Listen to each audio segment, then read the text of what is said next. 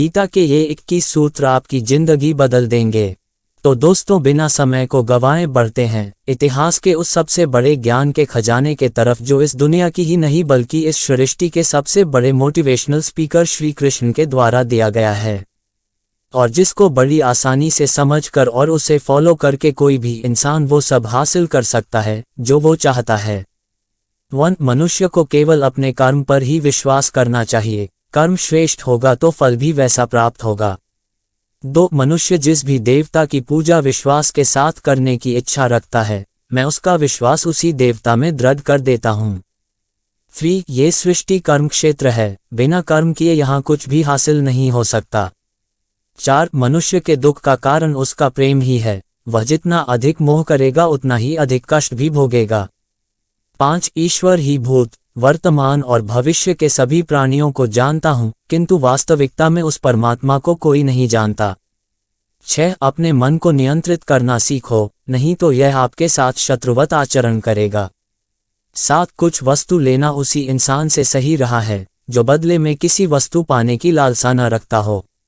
8. स्वर्ग प्राप्त करने और वहां कई वर्षों तक वास करने के पश्चात एक असफल योगी का पुनः एक पवित्र और समृद्ध कुटुंब में जन्म होता है। 9. धरती पर मनुष्य का जन्म किसी विशेष उद्देश्य के लिए होता है, और जो उस कर्म से वंचित रहता है उसे मोक्ष नहीं मिल पाता है। 10. भाग्य के भरोसे केवल वही लोग बैठे रहते हैं जो जीवन में कुछ करने के लिए अंदर से प्रेरित नहीं होते। 11. एक अनुशासित व्यक्ति ही अपना तथा समाज व देश का विकास कर सकता है।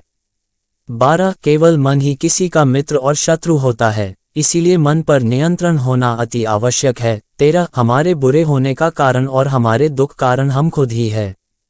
14. कोई भी दुख इस संसार में इतना बड़ा नहीं है जिसका कोई उपाय न हो, लेकिन मनुष्य प्रयत्न ही नहीं करना चाहता, वह जल्दी ही हार स्वीकार कर लेता है।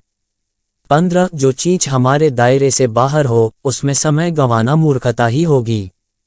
16. श्री कृष्ण कहते हैं, मैं सभी प्राणियों के हृदय में विद्यमान हूँ। 17. श्रेष्ठ बनना भी एक महानता है, क्योंकि समाज में लोग श्रेष्ठ पुरुषों का ही अनुसरण करते हैं। 18. व्यक्ति के अंदर विश्वास और भावना उसके पर्यावरण के अनुसार ही विद्यमान होते हैं। 19. मुक्ति का मुख्य द्वार केवल भगवत भक्ति ही है जिसे सभी को स्वीकार करना चाहिए। 20. इस दुनिया में कर्मयोग ही वास्तव में श्रेष्ठ रहस्य है। 21. अपनी बुद्धि का प्रयोग हमेशा समाज कल्याण के लिए निस्वार्थ भाव से करना चाहिए।